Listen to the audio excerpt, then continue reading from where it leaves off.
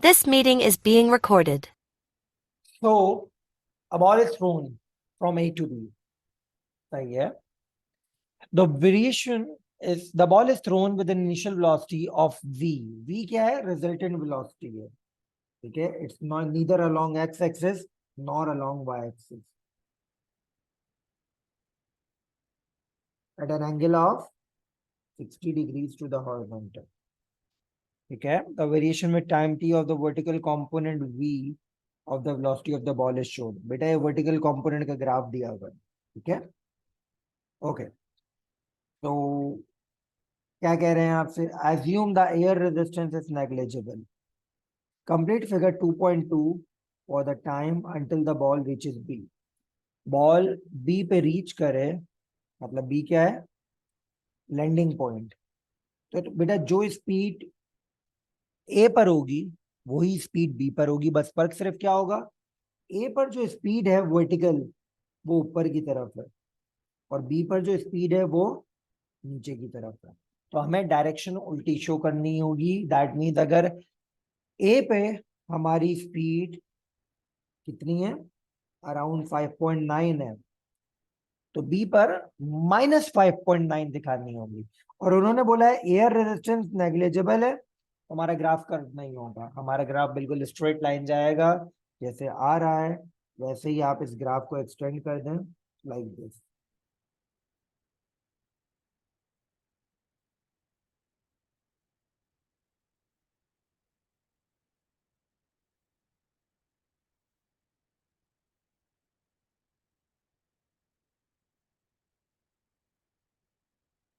ठीक है. That is how. Since यहां से पहले यहां तक मुझे ग्राफ गिवन था तो मैं पीछे के ग्राफ मिटा देता हूँ. मैंने काम सिर्फ और सिर्फ इसलिए किया था कि मुझे एक एंगल पता चल जाए. तो दैट इज हाउ मैंने अपना ग्राफ कंप्लीट कर लिया. रिमेंबर वन थिंग, अगर एयर रेजिस्टेंस हमारे पास बता रहे हैं नेग्लिजिबल है तो हम स्ट्रेट लाइन ग्राफ बनाएंगे.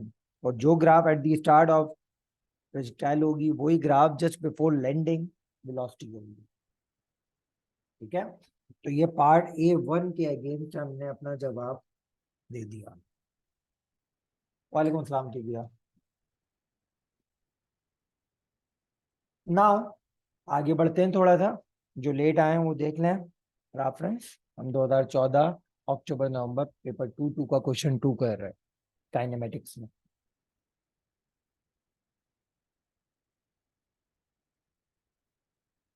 ठीक है. चलो. Calculate the maximum height reach by the ball. Ball ने मैक्सिमम हाइट जो रीच की है वो निकालें. चलो देखते हैं मैक्सिमम हाइट रीच कब हो रही है. बेटा मैक्सिमम हाइट पर वर्टिकल वेलोसिटी क्या होती है? जल्दी बताएं. और ये the value of vertical sir zero होती है सर. जीरो होती है. यस. तो वर्टिकल वेलोसिटी मैक्सिमम हाइट पे हमारे पास है 0. इनिशियल वेलोसिटी हमें पता है, ग्राफ दिखा रहा है हमें वाई एक्सिस की. क्या है इनिशियल वेलोसिटी हमारे पास? अराउंड 6. 5.9 है बट मैं 6 लेकर चलता हूँ. ठीक है. नाउ अगर मैं ये वाला पार्ट डिस्कस कर रहा हूं तो बेटा इसमें क्या हो रहा है हमारे पास? ग्रेविटी या एक्सेलरेशन ऑफ फ्री फॉल -9.8 के 1 के बराबर है. क्यों? बिकॉज देखें वैल्यू ऑफ वेलोसिटी डिक्रीजेस, यानी ये नेगेटिव एक्सेलरेशन है. तो हमारे पास एक्सेलरेशन है -9.81 ms-2. ठीक है. एंड किस टाइम पर मैक्सिमम हाइट अप्रोच हुई है? 0.6. क्योंकि मैक्सिमम हाइट पे वर्टिकल वेलोसिटी 0 होती है. ग्राफ है ही वर्टिकल वेलोसिटी का. ठीक है. वी का ग्राफ है वर्टिकल वेलोसिटी. तो हमें टाइम भी पता है 0.6 second. So we can either apply second equation of motion क्योंकि उसमें भी हाइट आती है, डिस्टेंस आती है. और we can either apply third equation of motion. ठीक है. तो चलें देखते हैं. Second equation of motion apply करके देखते हैं. अलोंग y एक्सिस तो हमारे पास क्या होगा, s equals to u t plus half a t square. Maximum height है, यू है हमारे पास 6, टाइम है हमारे पास 0.6 प्लस हाफ, ए की वैल्यू -9.81 और 0.6 का स्क्वायर।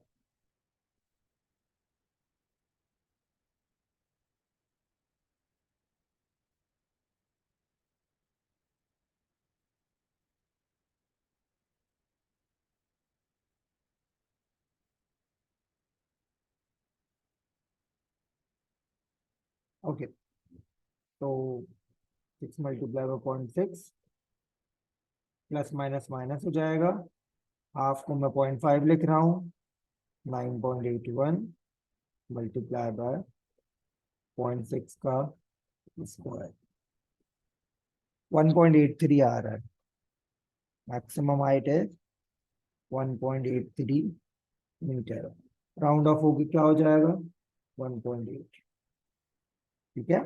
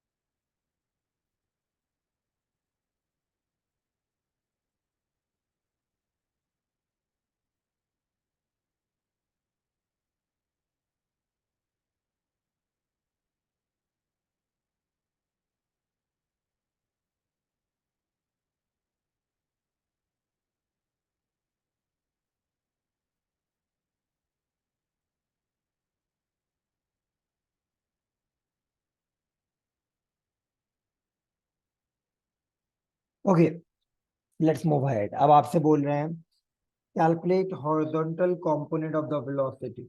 अब देखें, मेरे पास एंगल है बट मेरे पास रिजल्टेंट वेलोसिटी नहीं है, तो सबसे बेस्ट काम था हॉरिजॉन्टल कंपोनेंट ऑफ वेलोसिटी निकालने का, v h equals to v cos theta. Angle पता है हमें 60, ठीक है, बट हमें वी नहीं पता, तो हम क्या करेंगे, v v equals to v sine theta से वी निकालेंगे। वी पता है हमें, वर्टिकल वेलोसिटी पता है हमें 6, तो देखें क्या होगा, v v equal to v sine theta. अब अगर आप सोच रहे हैं कि मैं वर्टिकल वेलोसिटी के साथ साइन क्यों लगा रहा हूं, तो बेटा मैं आपको जरा दिखा देता हूं। जहां से एंगल बनता है वो कंपोनेंट कॉस का होता है,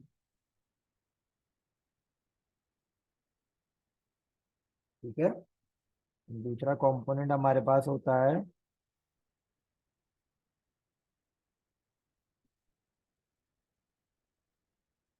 साइन का। तो हमें वर्टिकल कंपोनेंट का ग्राफ दिया हुआ है, पता है हमें वर्टिकल कंपोनेंट। हमने क्या किया देखें, v v equal to v sine theta, तो वी किसके बराबर हो जाएगा, वी वी अपॉन साइन 60, यानी 6 डिवाइड बाय साइन 60 होता है 0.866। 6.93.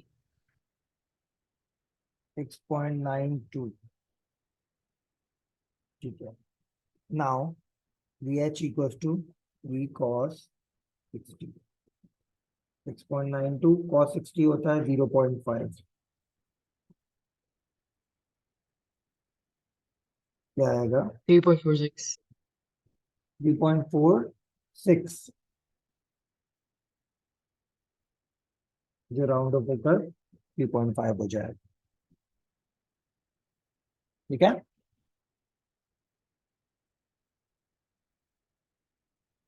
Now on figure 2.2, sketch the variation with t of vh, label this sketch as vh। बेटा ऊपर जो ग्राफ दिया हुआ है 2.2 पे, उसमें vh को हमने स्केच करना है। Now haven't I told you along x axis body की वेलोसिटी नहीं बदलती, तो हमें कांस्टेंट वेलोसिटी दिखानी होगी 3.5 की। Where is 3.5, this is 3 and 3.5 बिल्कुल सेंटर में आएगा, somewhat like this.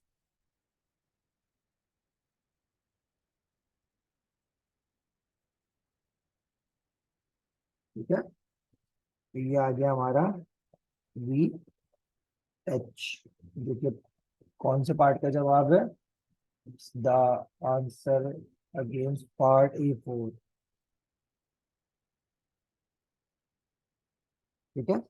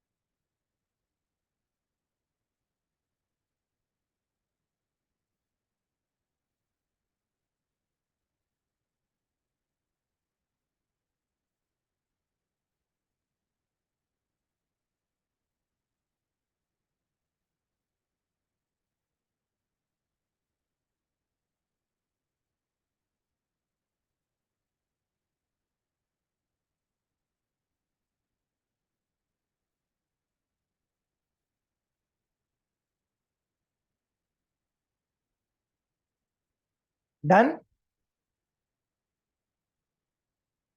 Now ball has a mass 0.65 kg. Calculate for the ball maximum kinetic energy. Ball की maximum kinetic energy we have to find out. बेटा maximum kinetic energy क्या होगी? हमने resultant velocity तो find out कर ली, और resultant velocity के पॉइंट ऑफ व्यू से नहीं, रिजल्टेंट वेलोसिटी हमारे पास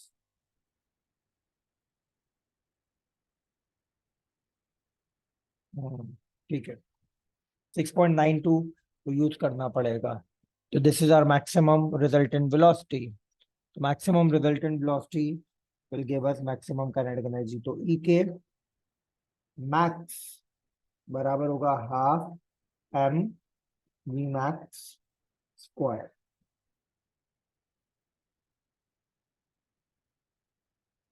मैथ है 0.65 और मैक्सिमम वेलोसिटी क्या है? 6.92 का स्क्वायर। क्या आएगा आंसर? 15.56. नहीं, ये 16 ही हो जाएगा, 2 सिग्निफिकेंट फिगर्स में।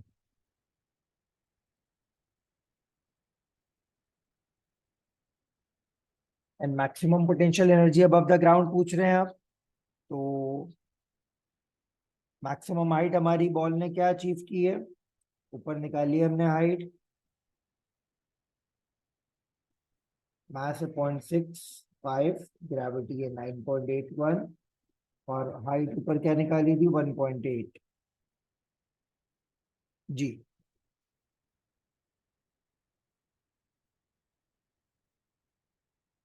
11.47.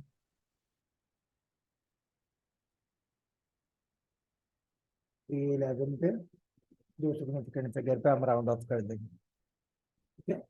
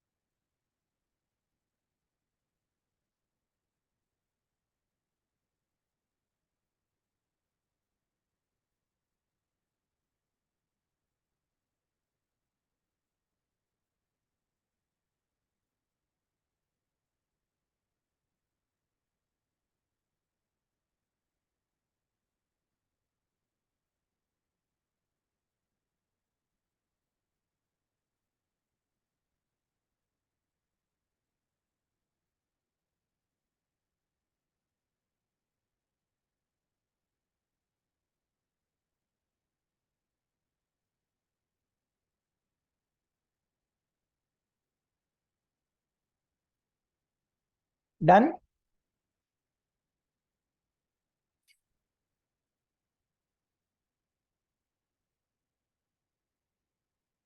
एक और अच्छा सवाल मुझे दिख रहा है. If you let me know if you are done. Okay, Talha. What about the others? Yes, sir, done. Okay. May June 2015 P23 is what we are about to talk about.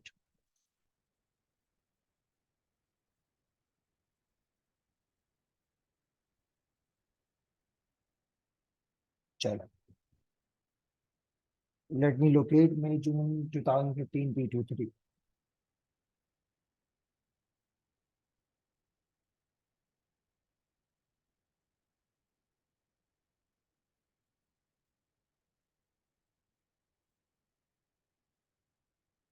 This one.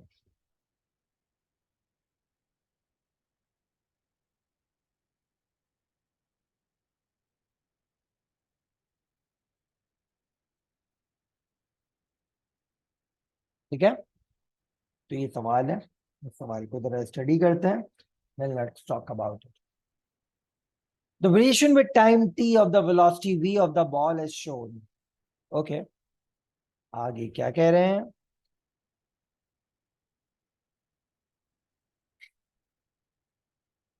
The ball moves in a straight line. अच्छा, before we go further, जरा जल्दी से बताओ velocity time graph का gradient क्या होता है? Sir acceleration. Acceleration. Acceleration. Gradient यहाँ पे एक्सेलरेशन के बराबर है और यूनिफॉर्म ग्रेडियंट है क्योंकि स्ट्रेट लाइन है. ठीक है, ये बात हम लोगों ने पहले डिस्कस कर ली. So this is when the velocity is increasing, ये यूनिफॉर्म एक्सेलरेशन है. And this is when the velocity is decreasing, ये यूनिफॉर्म डिसेलरेशन है, नेगेटिव ग्रेडियंट है. ठीक है, नाउ आगे बढ़ते हैं. The ball moves in a straight line from point P. ठीक है, at t equals to 0. The mass of the ball is 400 gram. Use figure 2.1 to describe, without calculation, the velocity of the ball from t equals to 0 to 16 seconds. ठीक है, बोल रहे हैं बगैर कोई calculation describe करें वेलोसिटी ऑफ द बॉल की. ठीक है, तो हम क्या बोलेंगे भाई, 0 से 8 सेकंड्स तक हमारी वेलोसिटी यूनिफॉर्मली बढ़ी है क्योंकि यूनिफॉर्म एक्सेलरेशन. ठीक है, एंड फिर हम बोलेंगे 8 से 10 सेकंड्स पे हमारी वेलोसिटी यूनिफॉर्मली डिक्रीज हुई है. And then from 10 till 16 second हमारी वेलोसिटी यूनिफॉर्मली ऑपोजिट डायरेक्शन में इंक्रीज हुई है. ठीक है, क्योंकि देखें यहाँ पे वेलोसिटी 0 हो गई थी, लेकिन अब देखें ऑपोजिट डायरेक्शन में बॉडी की वेलोसिटी बढ़ रही है. मतलब if the car is moving in this direction, तो ये वाला पाथ है. ठीक है, गाड़ी के ऊपर डिसेलरेशन लगती है, कार रुकती है, ये वाला पार्ट है. और अब हमारी कार मूव कर रही है इस डायरेक्शन में, तो वो ये वाला पार्ट है.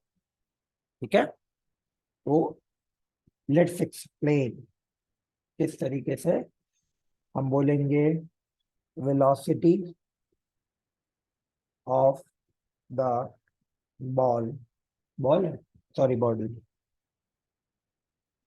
increases uniformly between 0 से 8 seconds.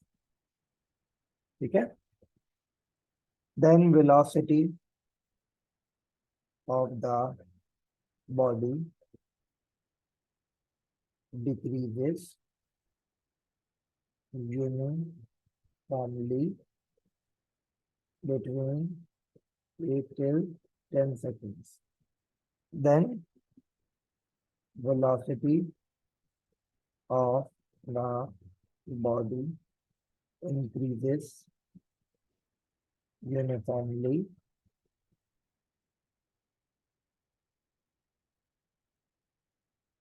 straight line है, that is why uniformly word use कर रहा हूं. Between from where to where, 10 till 16 seconds, but in opposite direction. ठीक है.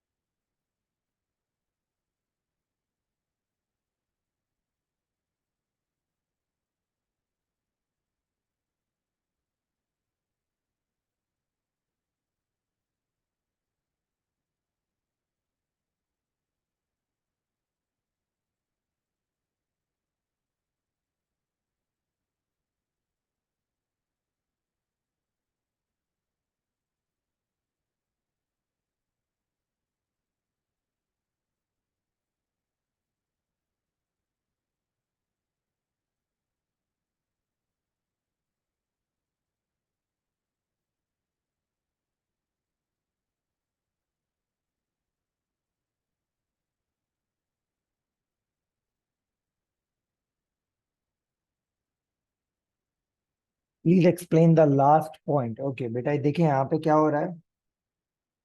इस पॉइंट पर वेलोसिटी जीरो हो गई थी. ठीक है, बट ये वाला जो पार्ट है, ये वंस अगेन वेलोसिटी इंक्रीज होते हुए दिखा रहा है. लेकिन नेगेटिव साइन शो कर रहा है if originally the car was moving towards right, अब the car is moving towards left, तो डायरेक्शन ऑपोजिट होगा.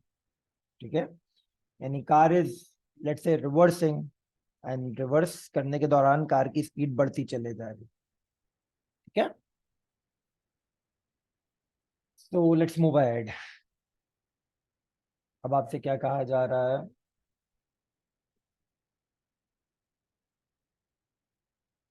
On use figure 2.1 to calculate for the ball the displacement from P till 10 seconds.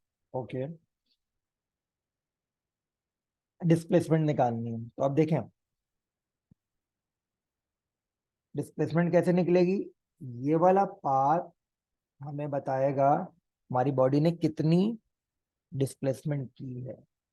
ठीक है, ये triangle और ये वाला triangle दूसरा ट्राइंगल होगा. इन दोनों ट्राइंगल्स का अगर मैं डिस्प्लेसमेंट ऐड कर दूं तो मुझे टोटल डिस्प्लेसमेंट मिल जाएगा. ठीक है, और अगर मैं डायरेक्ट भी करूं तो भी चलेगा.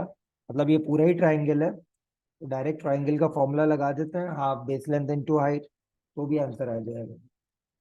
And area under the graph का कॉन्सेप्ट हम इस यूज करने जा रहे हैं.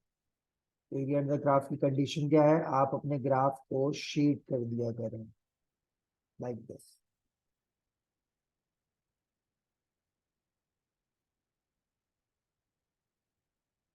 ठीक है, तो यहाँ पे लिख रहा हूँ, नीचे कॉपी पेस्ट कर दूंगा.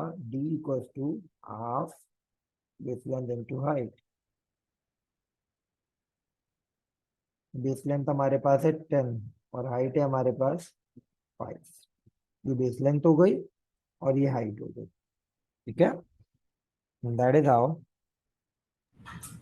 हमारे पास इसमें क्या आंसर आएगा, 25.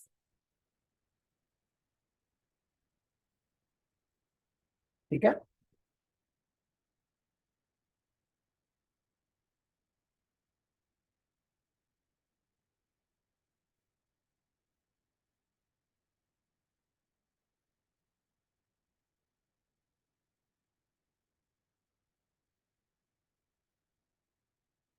नाउ सेकंड एक्सेलरेशन के बारे में हमसे पूछ रहे हैं 10 सेकेंड्स पे. तो वापस मुझे ग्राफ पे जाना होगा.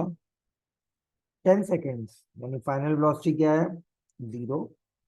10 सेकेंड पूछ रहे हैं, 1 मिनट होता है। तो थ्रू आउट इस वाले पूरे पार्ट में देखें स्ट्रेट लाइन जा रही है ना, यूनिफॉर्म डिसेलेरेशन है। कोई भी पॉइंट उठा लो। रवा प्रैक्टिकल्स का नॉर्मली ये होता है that in these classes we cover paper 1 and paper 2। If you live in Karachi तो कराची में प्रैक्टिकल जो है वो फिजिकली परफॉर्म करवाए जाते हैं।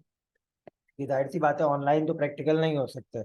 You have to handle the apparatus by yourself. तो कराची के पॉइंट ऑफ व्यू से अगर बात करूं, there are lot of places in Karachi जो जनवरी में प्रैक्टिकल्स के बैचेस ऑन करती हैं, तो वहां पे आप प्रैक्टिकल्स कर सकते हो। ओके, नाउ बेटा देखें, मैं अगर एक पॉइंट ये उठा लूं, एक पॉइंट ये उठा लूं, तो देखो इस स्ट्रेट लाइन का मुझे ग्रेडियंट मिल जाएगा। तो this is my initial velocity, this is my final velocity which is 0, and this is time taken from 8 till 10। Where exactly in Karachi? Where do you live? उसी के मुताबिक गाइड करता हूँ। एक्सेलरेशन बराबर होती है v minus you upon T. Final velocity 0 है, initial velocity है 5 है, टाइम टेकन है 2 फ्रॉम 8 till 10। तो आंसर आएगा -2.5। DHF is 4। ओके, DHA में हम सर शाकिर मेरे ख्याल से करवाते हैं प्रैक्टिकल्स। सर शाकिर हुसैन, उनकी डिटेल्स मैं आपको शेयर करता हूँ। Let me ask him. ठीक है।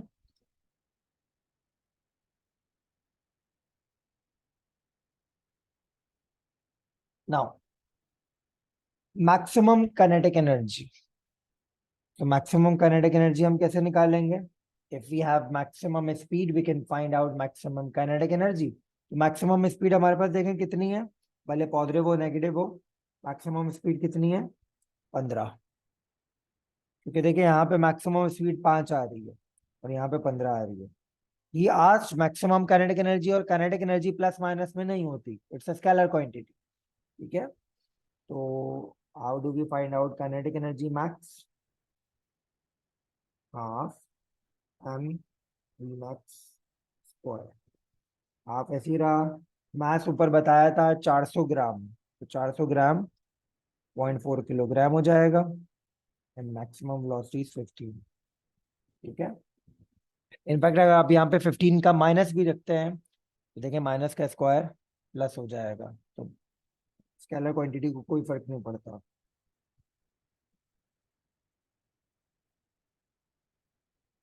तो 0.5 multiply by 45 is the point answer. Four multiply bye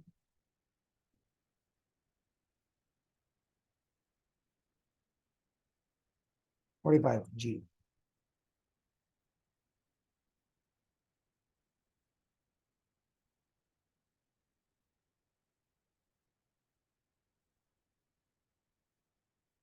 now use your answer to remind from time t equals to 0 till the ball returns to p। Time निकालना है, B1 और B2 को इस्तेमाल करते हुए टाइम निकालना from t equals to 0 till the body returns। इस्तेमाल कौन कौन से करने हैं? B1 and B2। Where is B1? ये B1 है, ये B2 है। मतलब हमें डिस्प्लेसमेंट पता है, हमें एक्सेलरेशन पता है। ये लिख लेते हैं यहाँ पे। डिस्प्लेसमेंट है 25 मीटर एंड एक्सेलरेशन है -2.5 ms-2। ठीक है। ओके, इसके अलावा what else do we know? Initial velocity हमारे पास क्या है? 0।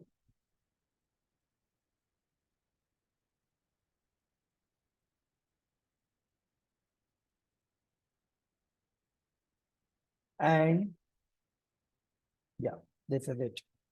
तो चलें सेकेंड इक्वेशन मोशन लग सकती है, S equals to u t plus half a t square. S है हमारे पास 25, यू है 0 सेकेंड्स पे, टाइम निकालना है, प्लस हाफ ए की वैल्यू -2.5 टी स्क्वायर।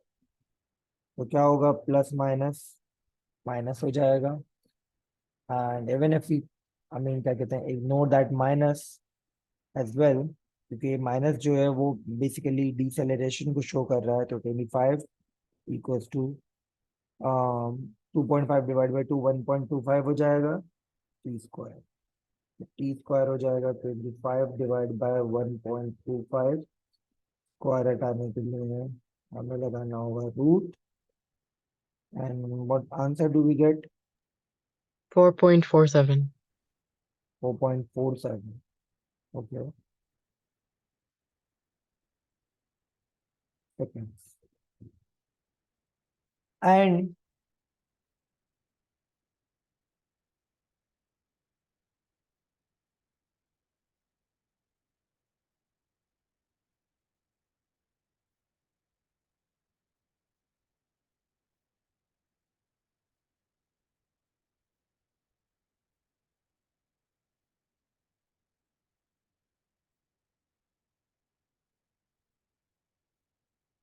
तो देखें, 4.47 कहाँ का टाइम मिला है हमें?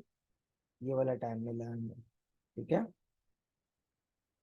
और इससे पहले क्या टाइम था? 10 सेकेंड्स। जो अभी हम लोगों को टाइम, हम लोगों ने देखा है कि कितना टाइम लगेगा बॉल को पॉइंट पी पे वापस आने में।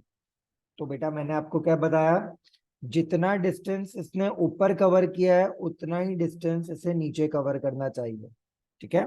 अब हमें नहीं मालूम था 25 मीटर कहाँ पे कवर हो रहा होगा, तो 25 मीटर ऊपर जाते हुए तो लेट से कवर हो गया, ठीक है।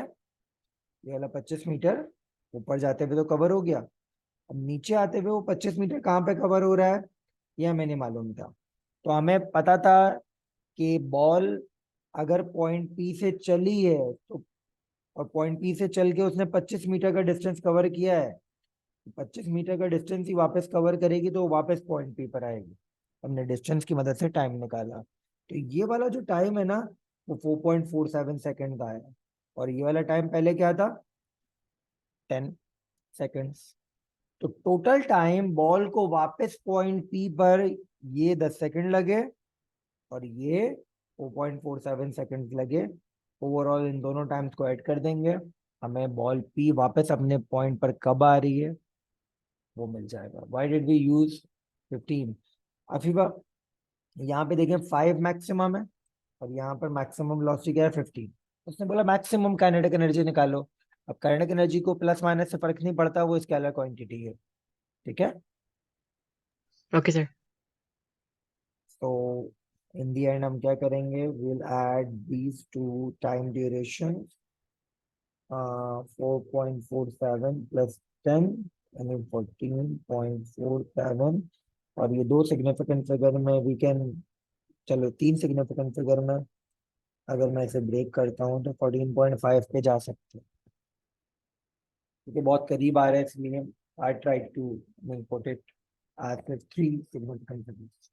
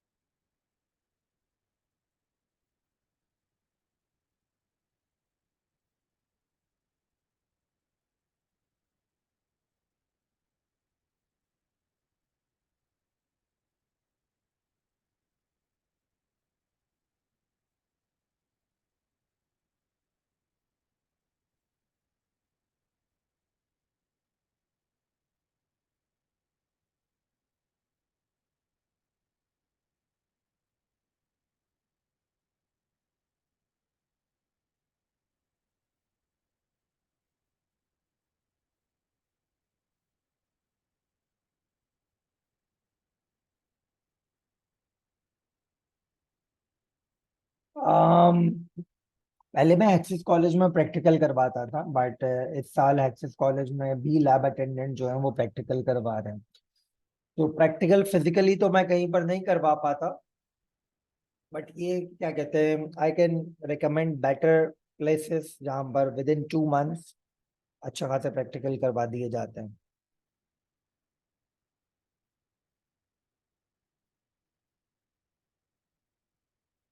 ओके, तो देखो ये हमारा एक और सवाल कंप्लीट हो गया। ठीक है बेटा, तो थोड़ा सा आगे पढ़ते हैं।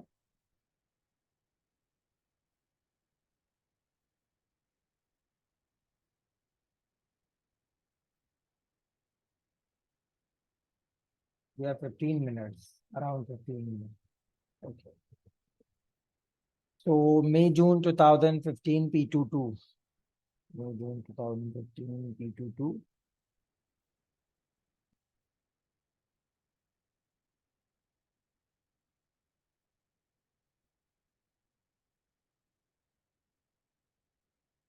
ये वाला सवाल आ गया है सामने। We can do this question as well. या पहले ये वाला कर लेते हैं। May, June 2015 P21 question 3.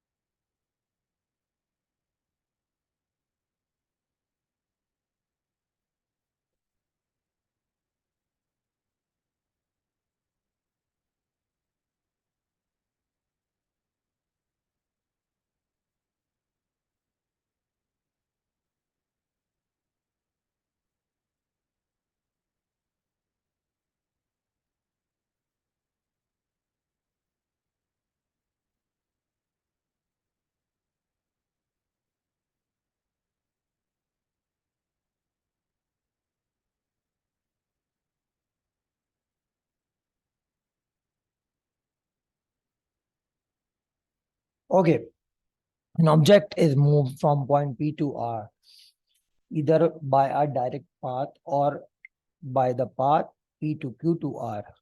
Okay. एक ऑब्जेक्ट डायरेक्ट P से R भी मूव कर सकता है और P to Q then Q to R भी मूव कर सकता है। ठीक है, 1 मिनट देइएगा।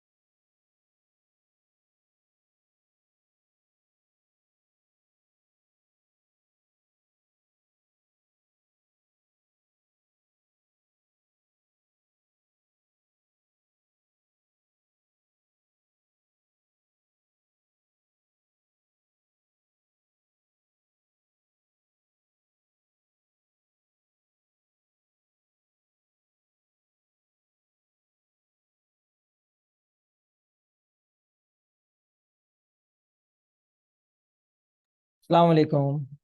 सॉरी, इम्पोर्टेंट कॉल आ गई थी। अच्छा जी, तो P टू Q एक हमारे पास मोशन है, एक P टू Q है, देन Q टू R है। P and Q are on the same horizontal level. R is above Q, मतलब P और Q का लेवल एक ही है, दोनों ग्राउंड को ही रिप्रेजेंट कर रहे हैं, जबकि R जो है वो हाइट पर है। ठीक है, और एग्जामिनर बहुत बड़े दिल का इंसान है मेरे ख्याल से, वो बता भी रहा है हॉरिजॉन्टल एक्सिस कौन सा होता है, वर्टिकल एक्सिस कौन सा होता है। क्या बात है एग्जामिनर, कंफर्म जिन्नती है। Just for examiner I have a sticker है। P and Q. Okay. Explain whether work done moving the object against the gravitational field is same or different along path PR and PQR. मतलब PR पे जो work हो रहा है वो, और P to Q and Q to R जो work हो रहा है अगेंस्ट ग्रेविटी, क्या वो सेम होगा या फिर सेम नहीं होगा, इसके बारे में हमसे सवाल पूछा जा रहा है। तो इस सवाल का जवाब हम कैसे देंगे, देखें। हम सिंपल सी बात करेंगे कि बेटा अगर मैं Q से R की बात करूं, ठीक है, तो Q से R बहुत ज्यादा वर्क करना होगा because it's directly against gravity, जबकि this one P2R is inclined plane, and the beauty of inclined plane is inclined plane helps us to achieve height by applying minimal effort। ठीक है, तो यहाँ का वर्क कम होगा, यहाँ का वर्क तो कुछ नहीं होगा अगेंस्ट ग्रेविटी क्योंकि आप हॉरिजॉन्टल मूव कर रहे हो, बट सारी कसर Q2R पूरी कर देगा। ठीक है, तो हम क्या बोलेंगे,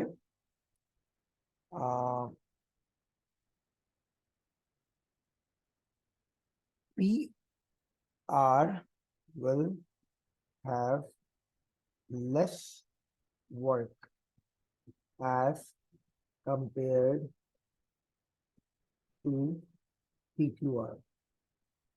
ठीक है, as QR is acting directly against gravity। ठीक है, a ball is thrown with an initial velocity v at an angle theta। horizontal is shown figure 3.2। The variation by time t of height h of the ball is shown। Okay, so air resistance is negligible। Use time to reach maximum height, determine vertical component of the velocity। Time को इस्तेमाल करते हुए हमने vertical component of the velocity निकालना है। तो we know for sure जब vertical maximum height पे आप पहुंचेंगे तो हमारी वेलोसिटी क्या होगी, 0 होगी। तो बेटा ये हाइट वर्सेस टाइम ग्राफ को अगर मैं थोड़ी देर के लिए कंसीडर करूं डिस्प्लेसमेंट टाइम ग्राफ, तो डिस्प्लेसमेंट टाइम ग्राफ का ग्रेडियंट क्या होता है, वेलोसिटी, और मैक्सिमम हाइट पे वेलोसिटी 0 होगी, इसका मतलब ग्रेडियंट भी 0 होगा। तो देखें ये पॉइंट है जहां ग्रेडियंट 0 हो रहा है, कौन सा पॉइंट है, ये वाला पॉइंट है जहां ग्रेडियंट 0 हो रहा है। ठीक है, तो हम इसी पॉइंट को एक्सटेंड कर देते हैं और इसी पॉइंट से निकालते हैं डिस्प्लेसमेंट और टाइम। ठीक है, तो हमें डिस्प्लेसमेंट मिल रही है बिल्कुल 10 और 11 के दरमियान 11 मीटर, और टाइम मिल रहा है बिल्कुल 1 और 2 के दरमियान 1.5 वॉट सेकेंड्स। सही है, तो हमें क्या क्या मिल गया, डिस्प्लेसमेंट मिल गई 11 मीटर और टाइम मिल गया हमें 1.5 सेकेंड्स। ठीक है, now let's use these values to find out the vertical component of velocity। at time t equals to 0 बोल रहा है तो बेटा ये इनिशियल वर्टिकल कंपोनेंट मांग रहा है। सही है, तो अगर इनिशियल वर्टिकल कंपोनेंट के बारे में बात करें और हमारे पास टाइम है और डिस्टेंस है, एक इक्वेशन आती है सेकंड इक्वेशन ऑफ मोशन। तो हम क्या करेंगे, s equals to ut plus half at square. यहाँ पे s है हमारे पास 11, u को उसने v वर्टिकल कहा हुआ है, टाइम है हमारे पास 1.5 plus half, acceleration this is going against gravity क्योंकि यहाँ पे मैक्सिमम हाइट अचीव हुई है, सो -9.8 एंड टाइम है 1.5। तो जो left hand side right hand side है हमारे पास, ये पहले पूरा सॉल्व करते हैं।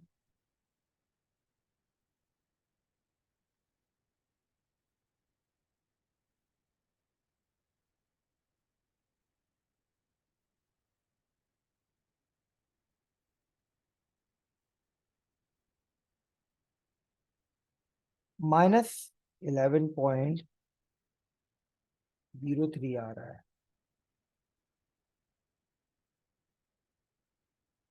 ठीक है, 11 ऐसे ही आ गया, इक्वल टू 1.5 dB। ये माइनस इधर जाके प्लस हो जाएगा। This will become 22.03 divide by 1.5,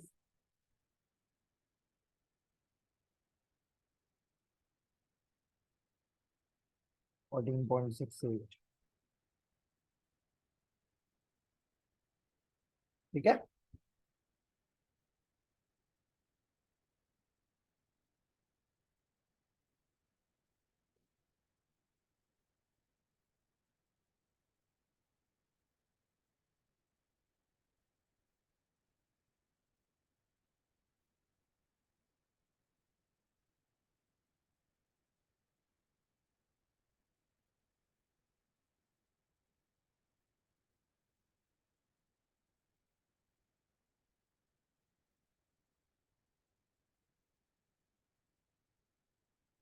now अब आपसे बोल रहे हैं कि हमें बात करनी है हॉरिजॉन्टल डिस्प्लेसमेंट के पॉइंट ऑफ व्यू से। Horizontal displacement of the ball at t equals to 3 second is 25.5 metre. ठीक है, ऑन फिगर 3.4, नीचे वाला है figure 3.4। Draw the variation with t of the horizontal displacement x of the ball. अच्छा, अब एक बात याद रखनी है आपने, हॉरिजॉन्टल एक्सिस में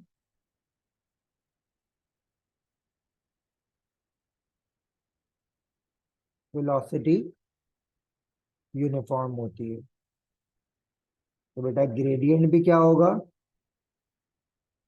यूनिफॉर्म होगा। यानी सिंगल स्ट्रेट लाइन बनानी है हमें। ठीक है, तो टाइम है 3 सेकेंड और डिस्प्लेसमेंट है 25.5। तो ये है 25 और ये है 25 पॉइंट, ये 25 है, 26, 27, नहीं, एक मिनट रुको, 25 हो गया ये, और ये है, हाँ 26, तो बिल्कुल मिडिल में आएगा। सही है, तो यहाँ आएगा कहीं हमारे पास पॉइंट। ठीक है, और एक पॉइंट हमारा क्या आएगा, बिल्कुल सेंटर में, क्योंकि हमें दिखाना है सिंगल ग्रेडियंट स्ट्रेट लाइन। ठीक है, हमारा ग्राफ बनेगा कुछ ऐसे, क्योंकि 3 सेकेंड्स पे हमारी डिस्प्लेसमेंट 25.5 है, बता रहा है। तो हमने इस तरीके से single gradient uniform velocity show कर दी। ठीक है बेटा, एक्स Yes, एक्सिस। sir.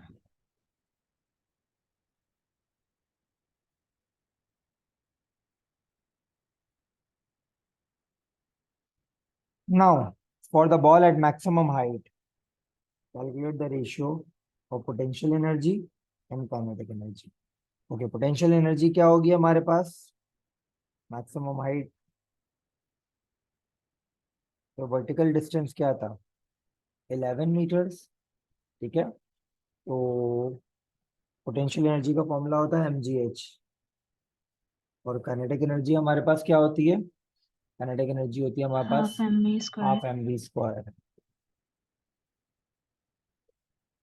ठीक है, अच्छा अब देखो, मैथ से मैथ कट गया, तो बचा क्या हमारे पास, ग्रेविटी है 9.81, मैक्सिमम हाइट अचीव हुई है 11 मीटर, हाफ को मैंने 0.5 लिख दिया, और v स्क्वायर, बेटा मैक्सिमम हाइट पे वर्टिकल एक्सिस की वेलोसिटी तो 0 हो चुकी होगी, यानी हॉरिजॉन्टल एक्सिस की वेलोसिटी होगी सिर्फ हमारे पास। ठीक है, तो हॉरिजॉन्टल एक्सिस की वेलोसिटी कैसे निकलेगी, हॉरिजॉन्टल एक्सिस में हमने डिस्टेंस कवर किया है 25.5 और टाइम लगा है कितना, 3 seconds.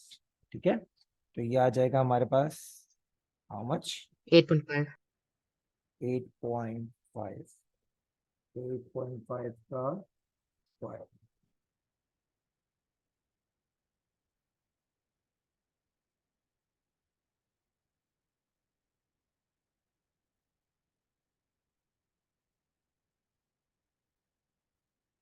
ठीक है, बताएं फाइनल आंसर क्या आ रहा है हमारे पास.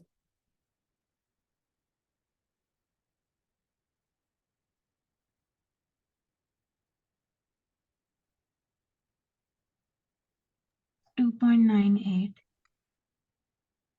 2.98 जो कि राउंड ऑफ होकर 3.0 हो जाए. ठीक है,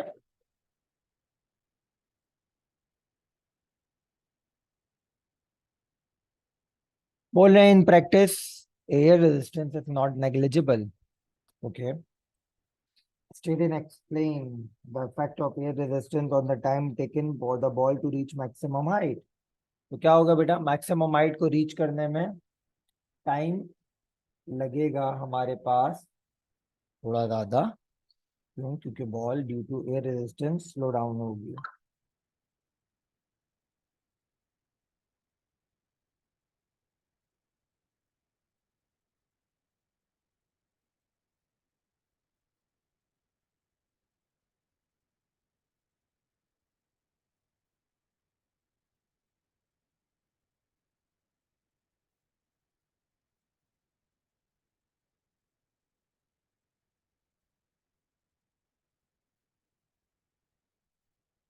This is where we have done this question as well.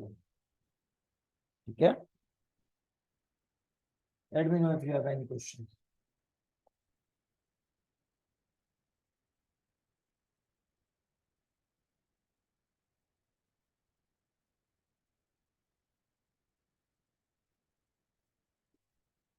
Sir आप आज अपने व्हाट्सएप मैसेज चेक कर सकते हैं.